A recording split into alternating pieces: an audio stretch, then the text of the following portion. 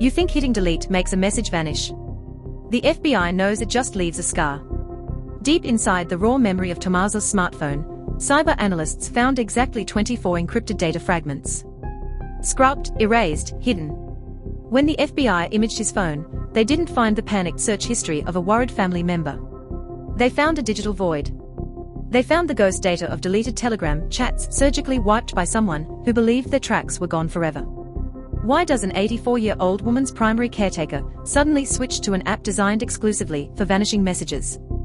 How do the timestamps of these secretly deleted conversations align perfectly with the exact minute the security cameras at the Guthrie residence went completely blind?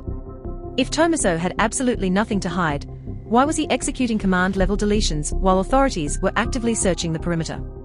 I promise you, the final fragment of data that analysts recovered at the end of this extraction will completely change how you understand everything. What the public record shows and what the public was never meant to read are two entirely different documents. We anchor the baseline on January 30th, exactly 24 hours before the physical and digital environments collapse. Inside the Guthrie residence in Pima County, Arizona, everything is perfect. Router locks show standard web browsing. External cameras are actively uploading to the cloud. Normally is highly documented, leaving a clean, undeniable baseline of routine behavior. The first wrong detail appears just after dawn. It involves a silent shift in data protocols. Tommaso's smartphone stops transmitting standard SMS packets. It begins routing data through a highly secure encrypted server. It is a quiet, deliberate isolation of communication. The digital doors of the house are slowly being locked from the inside. Return to the footage released on January 31st at 1:45 p.m. Every analyst focused on the center of the frame. But the edges of that frame tell a different story entirely, and that story has never been formally addressed. The timestamp overlay stutters. This marks the exact second the local network is flooded with outgoing encrypted data packets. A network does not flood itself with encryption right before a disappearance. So who was masking the security perimeter, and what exactly were they trying to hide? Nancy exists in this record as a highly vulnerable adult. Her physical state is constantly monitored by digital hardware. Her pacemaker transmits vital statistics to a localized base station. Suddenly, the data shows a severe unexplained physiological event. A medical emergency unfolds in complete silence while the network is actively transmitting encrypted data. Tommaso is positioned as the primary caretaker. He controls the cameras, the internet router, and the medical base station. His digital footprint displays a presence that has not been formally explained. He installs and heavily utilizes an application built for disappearing messages. If his actions were innocent, why does his device history read like a manual on forensic countermeasures? Annie Guthrie holds the secondary oversight role for the property. Her daily routine involves regular check INS and location pings, but there's a gap in her record during the exact window in question. Her device disconnects entirely from the local monitoring ecosystem. Both caretakers exhibit evasive digital behaviors during the exact same critical window. If this was just a tragic accident, why does everyone's digital footprint suddenly vanish at the exact same time? The raw extraction logs from the FBI detail the recovery of ghost data. Analysts didn't need the exact text of the messages. They recovered the structural metadata from the unallocated hard drive space. The data proves the Telegram application was opened. A secure connection was established and data was transmitted. The encrypted session was active during the precise window the victim vanished. We examined the security system logs maintained by the camera manufacturer on January 31st. The servers show a manual authorized command to disable recording at exactly 3:15 p.m. The cameras did not lose power.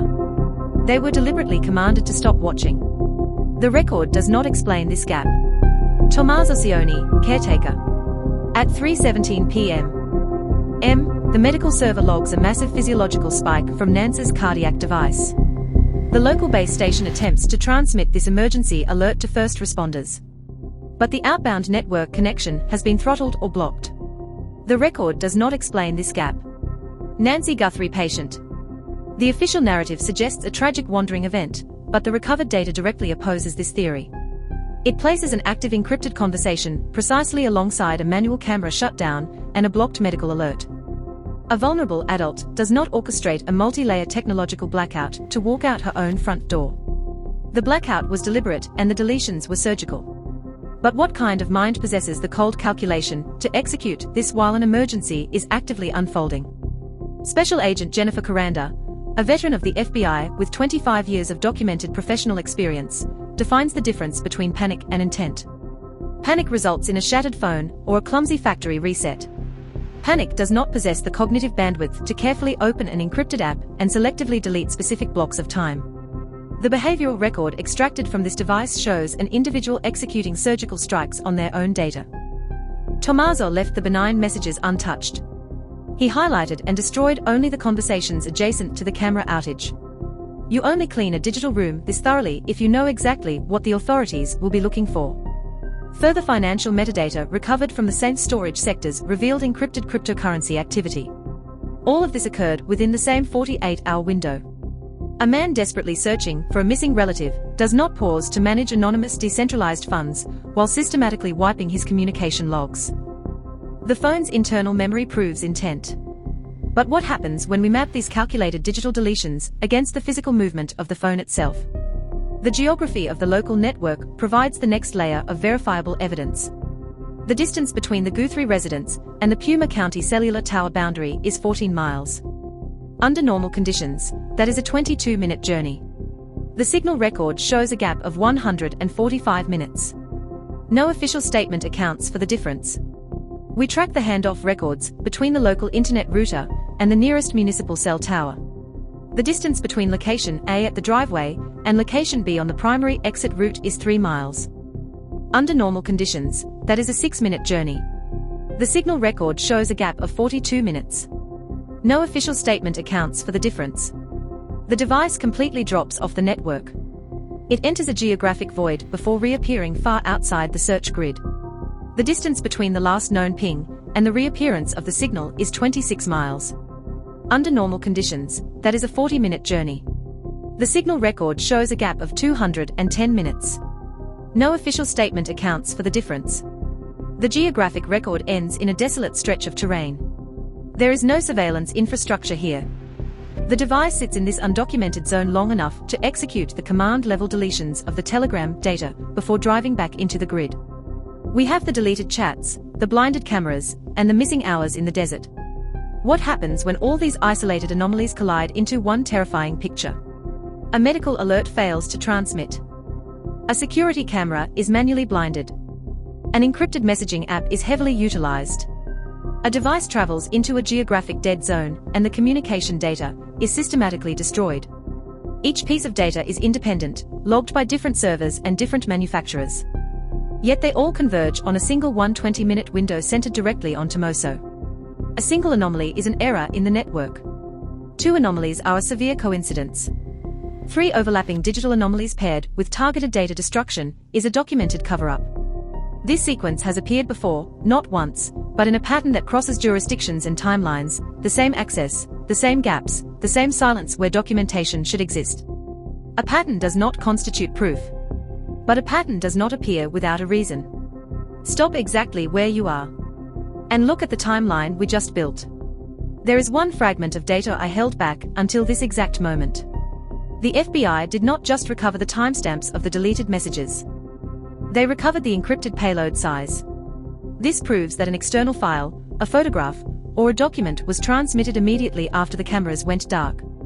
If you want to be notified the moment the next layer of this case is documented, follow this channel and turn on notifications. What comes next is already in the record. We just have to read it carefully. Everything documented in this video comes from publicly available records.